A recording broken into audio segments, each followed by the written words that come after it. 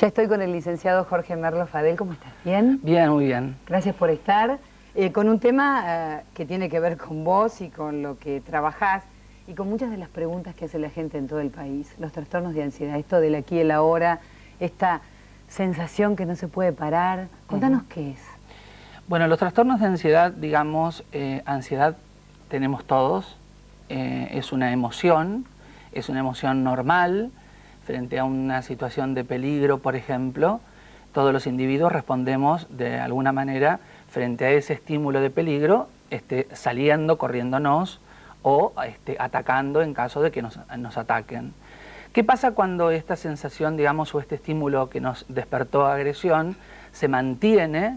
Uno no puede descender de esos umbrales de ansiedad, entonces estaríamos frente a lo que se llama una ansiedad patológica. Estos diferentes dibujos que te he hecho reflejan un poco la metodología o la modalidad, más que nada, de cómo se presentan, por ejemplo, los diferentes trastornos de ansiedad. Aquí tenemos un cuadro que nos da el perfil de lo que es un pánico, que ahora voy a explicar. En este caso tenemos un trastorno obsesivo compulsivo y por este último lado tenemos un trastorno de ansiedad generalizada. Los diferencié porque si bien, digamos, la columna vertebral de esto lo dispara casi siempre el pánico, los diferencié para que pudiéramos ver que la persona frente a un trastorno de ansiedad no siempre responde de la misma manera para poder bajar de esa ansiedad patológica. ¿Sí? Es impresionante, ¿no? Ver que el ser humano se mete en esas cosas y no puede, y aparte vos lo diferenciaste y a su vez debe haber un entramado en cada persona, frente a cada situación. ¿Cómo desenmarañar todo eso, no? Claro, y aparte como un punto de coincidencia también, ¿no? Porque el umbral de ansiedad es un umbral donde vos ves que la persona entra a desesperarse de tal modo que justamente lo que catapulta a ese lugar sería, de alguna manera, la sensación más horrible que existe, que es la sensación de muerte. Hablo de sensación, no que la persona se muera. Esta es la sensación que tiene, ¿no? La sensación de estar muriéndose. Claro, lo que produce en una persona sentir eso, ¿no? Claro, claro. Y por eso también no es entendida, por eso llega a las guardias, llega a los hospitales, se le suele dar un ansiolítico o un miorrelajante fuerte y se los despacha porque se piensa que es solamente está atravesando un periodo de mucho nerviosismo, pero no es tratado en profundidad como realmente se debe diagnosticar. Se dice comúnmente que una persona entre que reconoció su trastorno de ansiedad y el momento que se le es bien diagnosticada, suele pasar a veces 7 años. Demasiado tiempo. Y fíjate cuántos profesionales pueden pasar en ese periodo.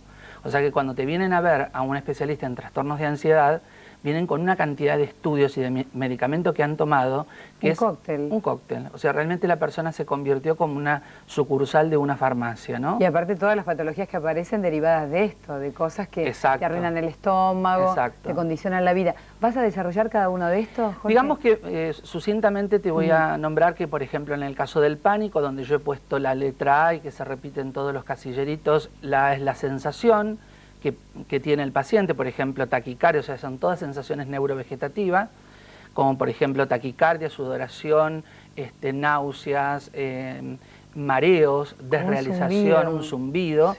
Sí. Piensa muchas veces que cualquiera de estas sensaciones neurovegetativas justamente la anexa con, donde está el B, con los 3 grandes miedos, que es el miedo a volverse loco, el miedo a perder el control o el miedo a morirse.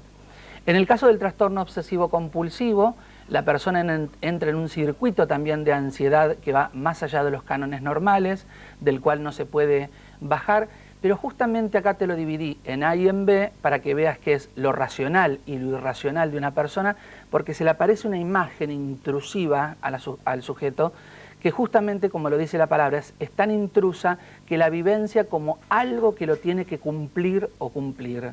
Por ejemplo, en el caso de las personas que se sienten contaminadas, intoxicadas, como que necesitan imperiosamente bañarse, lavarse y hasta con elementos o con líquidos, por ejemplo, que son tóxicos, como lavandina, amoníaco. Entonces la persona entra en esa necesidad, tiene que ritualizar con el baño, por ejemplo, y recién es cuando comienza a descender la ansiedad. Nunca a valores muy bajos, sino que queda más o menos, si tomamos un rango de 0 a 8, una ansiedad de 8 llega a un rango de 4, por eso nuevamente vuelve otra vez a aparecer otra vez esa imperiosa necesidad de volverse a duchar o a bañar, o sea cual fuera el ritual. E hice un corte en la flecha del ritual, porque es donde tenemos que intervenir nosotros los terapeutas.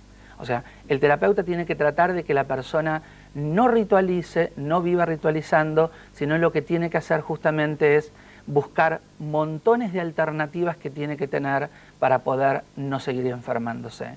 Y por último, digamos, como la gran vedette que aparece, que es el trastorno de ansiedad generalizada, y te lo hice así como envolviendo a la persona, es porque se trastocan, digamos, ansiedad y preocupación, tornándose, por ejemplo, de cosas muy chiquitas y muy pequeñas, la persona hace grandes mundos, como que nunca los va a resolver, o de alguna manera es como que vive inmerso en un estado de preocupación eterna.